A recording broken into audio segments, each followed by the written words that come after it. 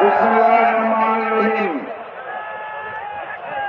বাগেরহাট জেলার নির্বাচনী সমাবেশের সম্মানিত সভাপতি, মঞ্চে উপস্থিত জাতীয়, আঞ্চলিক এবং জেলা পর্যায়ে 11 দলীয় নির্বাচনী ঐক্যের নেতৃবৃন্দ, আমার সামনে উপস্থিত সাংবাদিক ভাইয়েরা এবং বাগেরহাট জেলার সর্বস্তরের দেশপ্রেমিক জনগণ, সবাইকে জানাই সংগ্রামী সালাম এবং শুভেচ্ছা।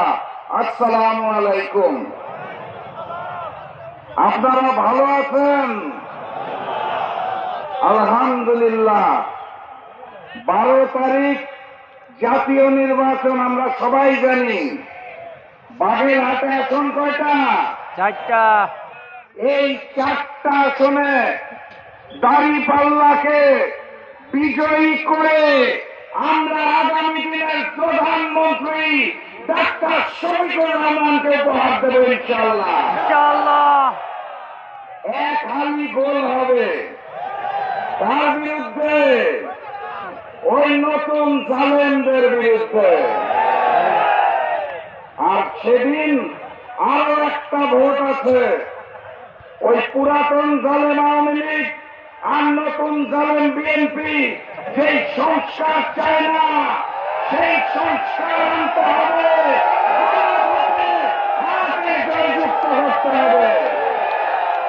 সংগ্রামী সাথী এবং বন্ধুগণ, ওই প্রতিপক্ষ লন্ডন থেকে আসা নতুন মুক্তি নতুন নতুন কার্ডের অফার দেয়, নতুন করে মূল্য ঝুলায়। নতুন বাংলাদেশের তরুণ সম্প্রদায় এখন আর আগের মতো মূলা খায় না। আমরা শিখেছি, আমরা শহীদ হতে শিখেছি। এই নতুন বাংলাদেশে নতুন কোন জালিম এবং ভারতীয় আধিপত্যবাদের জায়গা হবে না। ওরা বলেছিল ইসলামী দলে নাকি কোন নারী সদস্য নাই।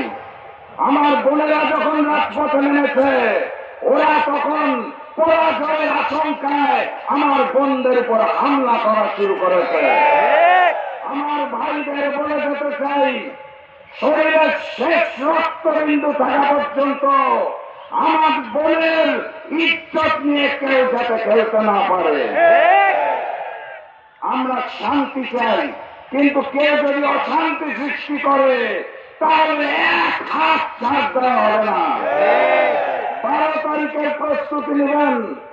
12 তারিখের আগে আপনাদের জানিয়ে দিতে চাই, আপনারা প্রত্যেকে এক এক করে বাঘ হয়ে উঠবেন, বাঘের গর্জন দিবেন।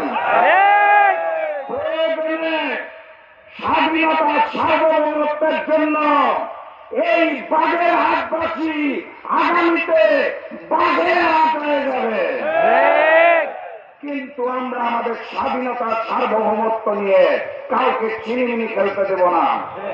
কথাবার্তা পরিষ্কার। আগামীর বাংলাদেশ ঐক্যবদ্ধ বাংলাদেশ, আগামীর বাংলাদেশ ডাক্তার শফিকুর রহমানের বাংলাদেশ, আগামীর বাংলাদেশ ইসলামের বাংলাদেশ, কোরআনের বাংলাদেশ, মানবতার বাংলাদেশ। সেই বিজয় দেখার অপেক্ষায় আজকের মতো বিদায় নিচ্ছি। আপনাদের উপর দায়িত্ব থাকলো। বিজয়ের পথে যাত্রা শুরু, জীবন অথবা মৃত্যু। আসসালামু আলাইকুম।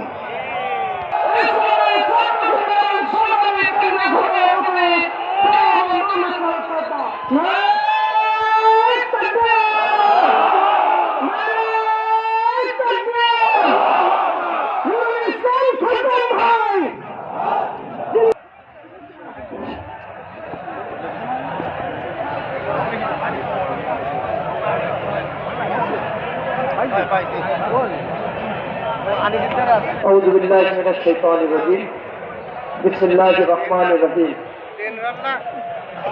الحمد لله كفى وسلام على عباده الذين اصطفى أما بعد ন্যায় ও ইনসাফ প্রতিষ্ঠার কাফেলা মানবতার মুক্তির আন্দোলন বাংলাদেশ জামাত ইসলামী বাগেরহাট জেলা শাখার উদ্যোগে আয়োজিত এই সুবিশাল নির্বাচনী সমাবেশে উপস্থিত থাকবেন প্রধান অতিথি হিসেবে জননন্দিত নেতা, বিশ্ব ইসলামী আন্দোলনের অন্যতম প্রধান মানবিক নেতা, বাংলাদেশ জামাত ইসলামীর মুহতারাম আমির ডক্টর শফিকুর রহমান উপস্থিত থাকবেন। জামাত ইসলামীর কেন্দ্রীয় নেতৃবৃন্দ উপস্থিত আছেন, বাগেরহাট জেলা শাখার নেতৃবৃন্দ, ইসলামী ছাত্র শিবিরের দায়িত্বশীল বৃন্দ, জাতির জাগ্রত বিবেক সাংবাদিক বন্ধুগণ, আইন শৃঙ্খলার দায়িত্বে নিয়োজিত সদস্যবৃন্দ, বাগেরহাটের বাগের কলিজাধারী বীর বাগেরহাটবাসী, আসসালামু আলাইকুম ওয়া রাহমাতুল্লাহি ওয়া বারাকাতুহু। আগামী 12ই ফেব্রুয়ারি জুলাই অভ্যুত্থান পরবর্তী এই বাংলাদেশের মানব থেকে কলঙ্ক বছরের এক সুবর্ণ সুদিন আমাদের জন্য অপেক্ষা করছে। এদিন দুইটি ভোট অনুষ্ঠিত হবে। এর পক্ষে রাজনীতি আমাদের নতুন সূর্য উদয় ঘটানো, এর পক্ষে রাজনীতি আমাদের ফাঁসিবাদী ব্যবস্থা পুরোপুরি বিলুপ্ত করা, এর পক্ষে রাজনীতি তত্ত্বাবধায়ক সরকারের পুনঃপ্রতিষ্ঠা হবে সংবিধানে। যত্রতত্র সংবিধান কাটাছেড়া করার ছাড়া সরকার থাকবে না। এর পক্ষে রাজনীতির জনগণের মৌলিক সংবিধান অধিকার সংরক্ষিত হবে। এর পক্ষে রাজনীতি উচ্চ পক্ষ গঠিত হবে। এর পক্ষে রাজনীতির প্রধানমন্ত্রী রাষ্ট্রপতির ক্ষমতার ভারসাম্য রক্ষিত হবে। এর পক্ষে রাজনীতির রাষ্ট্রপতি চোর, হত্যাকারী, ছিনতাইকারী, দর্শকদের ক্ষমতা দিতে পারবে না। এর পক্ষে রাজনীতির নির্বাচন কমিশনে ভারসাম্য রক্ষা হবে। এর পক্ষে রাজনীতির অ্যাডমিনিস্ট্রেশন জুডিশিয়ারি রিফরমেশন হবে। সুতরাং যারা এই সংস্কারগুলো চায় না, তারাই 2001 সালে তারা জনগণকে ইশতেহারে ওয়াদা করেছিল বেকার ভাতা প্রদান করবে, তাদের সময় বেকারত্বের হার বিগত সময়ের থেকে সবচেয়ে বেশি ছিল। তারা বলেছিল কৃষকদের 5,000 টাকা ঋণ সুদ মুক্ত করে মৌকুফ করে দেওয়া হবে, কিন্তু তারা তাদের কথা রাখে নাই। তারা বলেছিল এই বিজেড গঠন করে কর্মসংস্থান সৃষ্টি করবে, অথচ তারা সেই কাজ না করে বরং দেশকে দুর্ভিক্ষ পীড়িত একটি দেশে তারা পরিণত করেছিল। আবার তারা নতুন একটা কাজ খেলা শুরু করছে। এই কাজের মধ্য দিয়ে টাকা কিন্তু নাই, কাজ পয়সা অলরেডি কেউ বরণে খাওয়া শুরু করছে। জনগণকে বোকা ভাবিয়েন না। বাগেরহাট বলতে চাই, নতুন একটি বাংলাদেশ বিনির্মাণের জন্য ইনসাফ আর দুর্নীতিমুক্ত মানুষ প্রয়োজন। এই দেশে 1,20,000 কোটি টাকার উপরে প্রতি বছর বাজেট হয় সোশ্যাল সেফটিনেট প্রোগ্রামের নামে। সোশ্যাল সেফটিনেট প্রোগ্রামের এই টাকাগুলো এই দুর্নীতিবাজ আমলা এবং যারা প্রশাসনে বসে থাকে তারা লুটে খায়, জনগণের দোরগোড়ায় এই 1,00,000 কোটি টাকার অধিক দিগন্তের উন্নত। যেই যখন উঠেছে বন্ধু, খালি হাতে ফিরিও না। এখনই সময় লড়াই করার, জিরিও না। বিশ্রাম নেওয়ার সময় আমাদের নাই। আমরা জেগে থাকবো। আমরা শরীয়তুল্লাহর উত্তরসূরি, আমরা খান জাহানের উত্তরসূরি, আমরা বাগেরহাটে আদিবাসী, আমাদের ভোটাধিকার 17 বছর দিতে পারি নাই। রাত্রে আমরা ঘরে ফিরবো ইনশাআল্লাহ। সালাতু ওয়াসসালামু আলা সাইয়্যিদিল আম্বিয়া ওয়াল মুরসালিন ওয়া আলা আলিহি ওয়া সাহবিহি আজমাইন। আজকে এই মহতী অনুষ্ঠানের সম্মানিত প্রধান অতিথি, আমাদের আজকের বিশেষ আকর্ষণ মুহতারাম আমির জামাত। বলতে কেমন যেন কলিজাটা ভরে যায় না? শহীদ মাওলানা গাজী আবু বকর সিদ্দিক রাহিমাহুল্লাহর চেহারা দেখতে পাই। আমি এই প্রত্যেকটি মানুষের টুপি, দাড়ি, রুমালের মধ্যে ওই মানুষটিকে দেখতে পাই। আমার মনে থাকি না।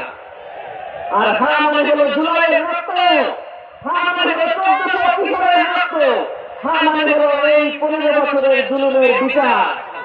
আপনারা কোনটা চান? মনে বলেন আর সামনে বলেন।